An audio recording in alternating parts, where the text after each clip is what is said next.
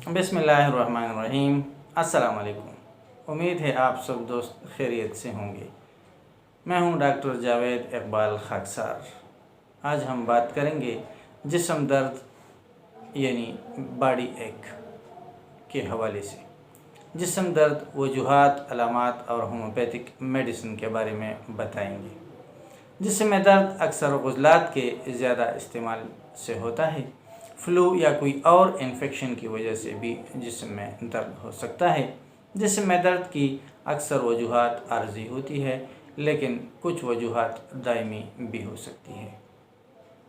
अगर आपने पट्टों का ज़्यादा इस्तेमाल किया है तो इसकी जो अलामात ज़ाहिर होगी वो वर्जिश या किसी और सरगर्मी से होने वाले पट्टों में सुस्त दर्द या दर्दनाक दर्द जो किसी हरकत और सरगर्मी से बढ़ सकती है के तौर पर ज़ाहिर होगी।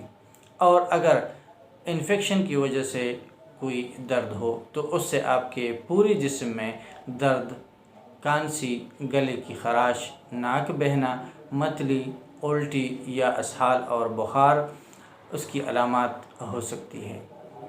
अगर आपने कोई मेडिकेशन की हो और उससे जिस्म में दर्द हो रहा है तो इसकी अलामात पट्टों में दर्द, पट्टों की कमज़ोरी, सूजन वग़ैरह से ज़ाहिर होगी। और अगर आपको फाइब्रोमियाल्जिया है तो इसके दर्द की अलामात आपके जिस्म में कई हिस्सों में दर्द, थकावट, अफसरदगी, परेशानी, सर दर्द और बाजू और टांगों में बेहिसी या जंजलाहट से ज़ाहिर होगी। और अगर आपको पोलिमियाल्जिया रिमेटिका है तो इससे दर्द की अलामात आपके पट्टों में दर्द और सख्ती होगी जो आपके जिस्म के दोनों अतराफ़ को मुतासिर करेगी।